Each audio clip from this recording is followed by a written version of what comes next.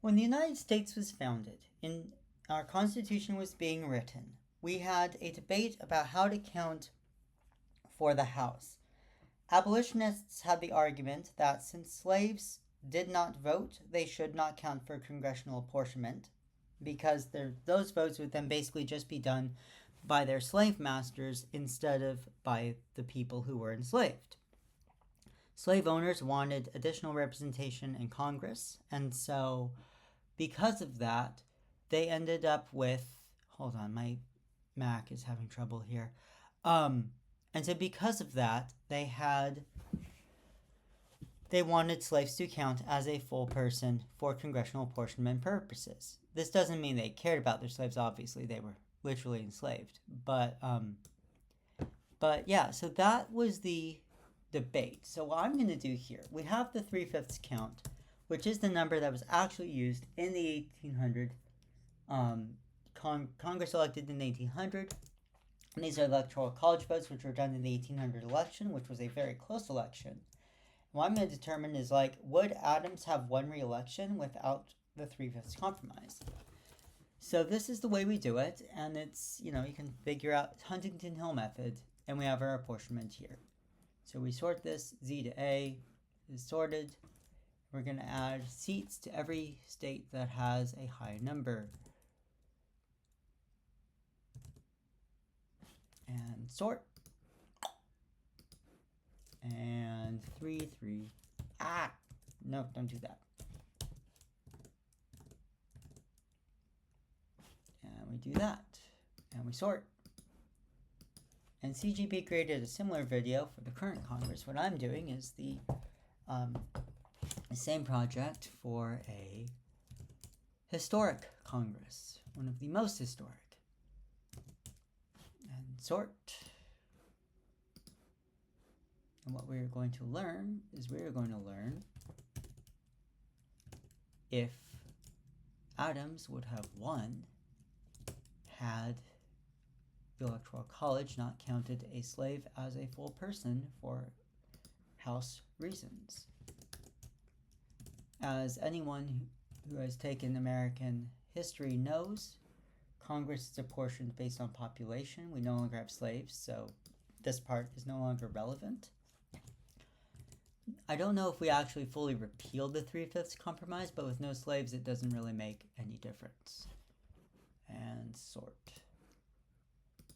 But in 1800, it made a tremendous difference. And if Adams had won, oops, not what I wanted to do yet. I need to sort this. I mean, it's going to happen anyways, but.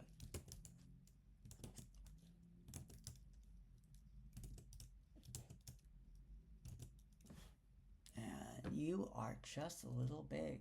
That works.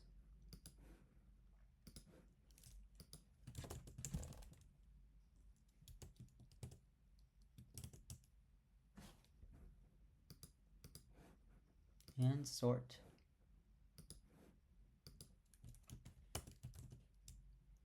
Kentucky gets a seat.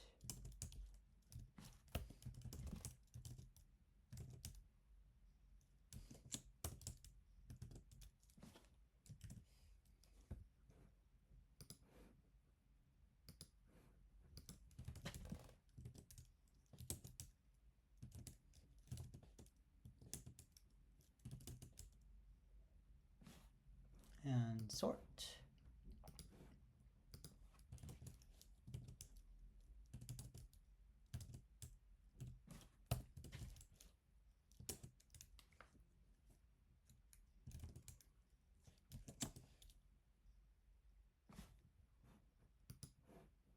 And a sort.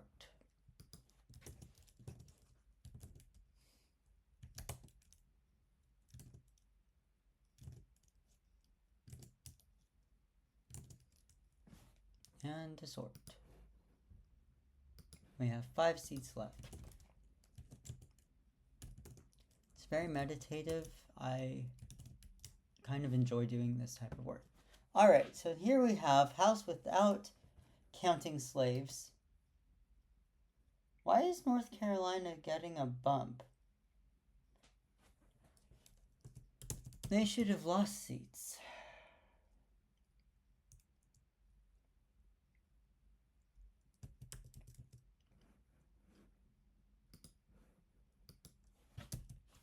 But here you see, wow, is that right? So total free is just total minus slaves. This is divided by total free. I added 15, I did the formula, damn. How did Massachusetts end up losing? Somehow North Carolina gained seats? Guess so. That's very strange. This is the 1790 census. I'm not sure how North Carolina ended up gaining seats. That's weird. Why would that have happened? Let me see. If I check the 1804 election, yeah, North Carolina goes up to 14. Oh, North Carolina had 12. I see. So I had some of these numbers were incorrect. So Virginia had 21. Pennsylvania should have 15. They split their votes and I miscalculated. Okay, there we go. Maryland should have 10. Okay, there we go. There was vote splitting and that confused things. Why does that say North Carolina 8? I'm very let's see here. So 21. Massachusetts had 16. Pennsylvania should have 15. New York 12. North Carolina 12. Okay, so here you see that without counting slaves at all, Virginia is the biggest loser. Pennsylvania gains 2. Massachusetts loses 1, funny enough. Bit weird how that happened. New York gains, North Carolina no bump. Other states go up or down by 1. But if we then say, all right, if we look at the final vote in the election, we can now simulate if it would be a Jefferson or an Adams based on the no count. So I'm going to hide a bunch of these columns we don't need right now. And then we're going to do the full count. Virginia obviously goes to Jefferson, but now he only gets 17 votes. Pennsylvania is going to be divided 50-50. So honestly, there's 17 divided by 2. So 9 to Jefferson, 8 to Adams. Massachusetts, obviously all to Adams, goes, what's that? 15. Funny enough, he loses votes. That's strange. Jefferson gets all 13 votes from New York. Out of 12, he's going to get, that's unchanged.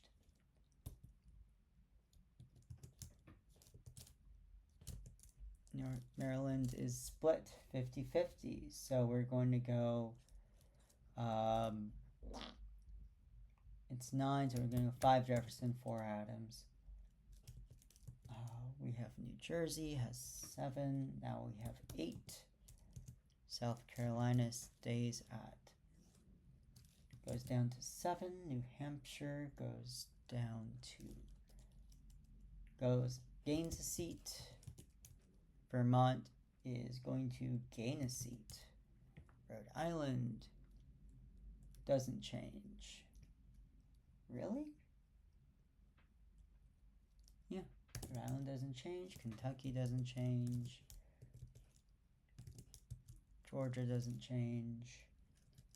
Delaware gains a seat, so that's 1 more to Adams.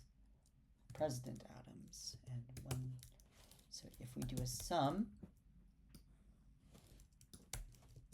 70 goes to Jefferson, 67 goes to Adams. So it's not enough in this case to swing the election, but it does give 3 additional votes moving from Jefferson to Adams.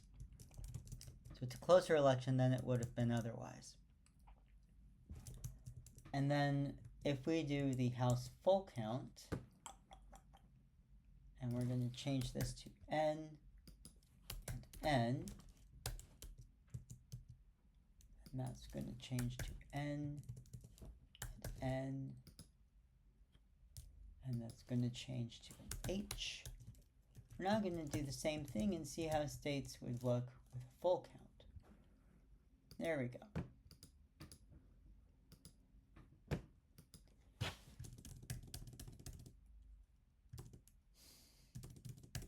If it's above 100,000, they're obviously getting more seats.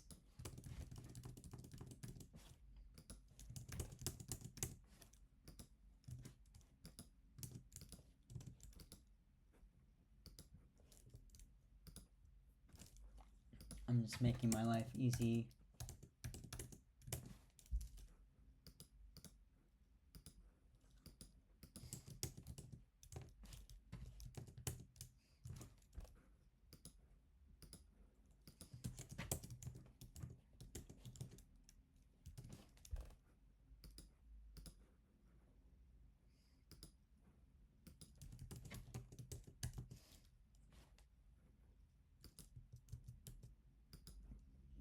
Okay.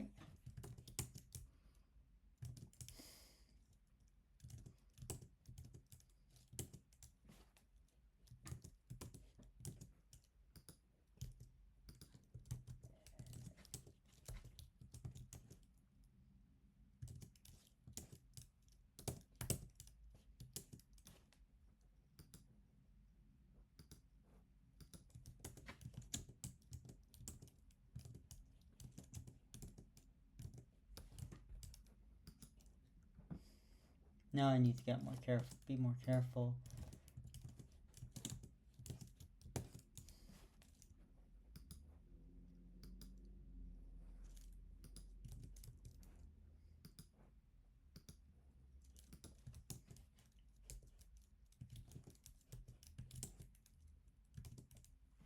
I had a feeling things were going to eventually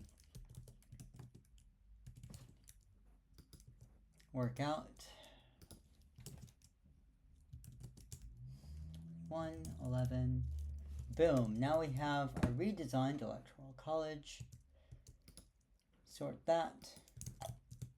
So that is with the apportionment. Now let's say what happens if we don't apportion. That's going to be 23. We're going to divide that 50-50 again.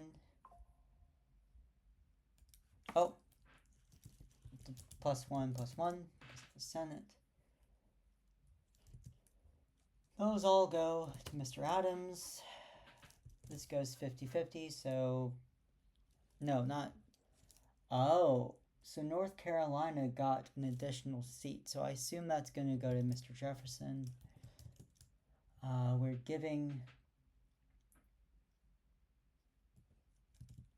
New York loses 2 seats, and we are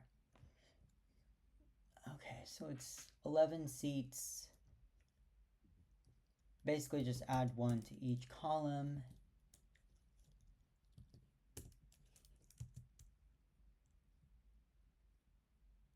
Let's see, hold on, that doesn't make sense. Oh, that should be 10. 8, 7, 5, 4, 4. Did I do that right? Oh, wow. Damn. Okay. I see how that works. I'm going to finish this up and then get things done here.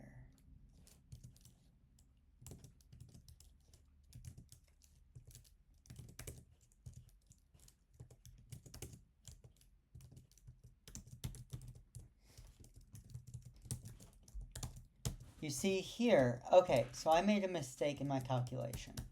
So we have, this is correct. So the first two columns here are from not counting slaves. And you see that Jefferson goes from having 73 votes to 70 votes. And Adams gains 4. Jefferson loses, the number's wrong. Hold on, I did something weird. 17, 15, 12, 13, 9, 10, 7, 8, 7, 5, 4, 4, 4, 4, 3. Because if Jefferson is losing 3, then Adams, the total number is 130. I have an additional vote in here somewhere. Who's someone that's 17, 15 equals some. One of these states got too many votes. And subtract 2 again. Something's wrong. Let me fix this. No, it's correct. So I think I have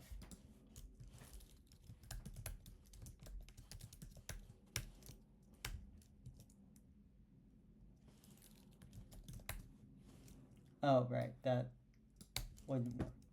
So I have 107. Is that correct? And we go to the 7th U.S. Congress. Yeah, we should have 107. That is weird. Okay. But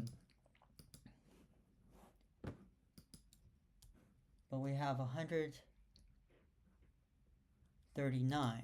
Why do I have an extra seat? Why do I have an extra seat? Where is my extra seat? Massachusetts. Well, what we can do is just change this to M.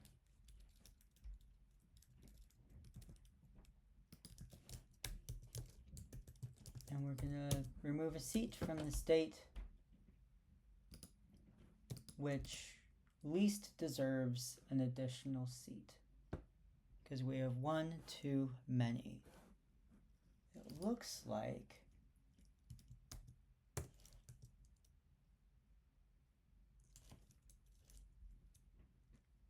that's likely going to be Virginia. I think Virginia's going to be the last one because... Nope, can't be you.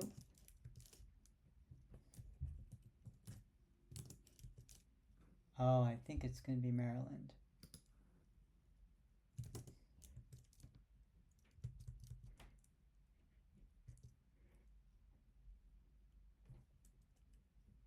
Yeah, I think it's Maryland.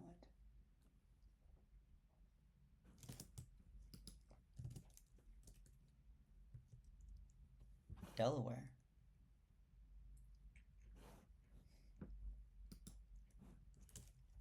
Okay. It's going to be probably Delaware. But let's see, if Virginia is the last one to get a seat, that removes 1 from Mr. Jefferson.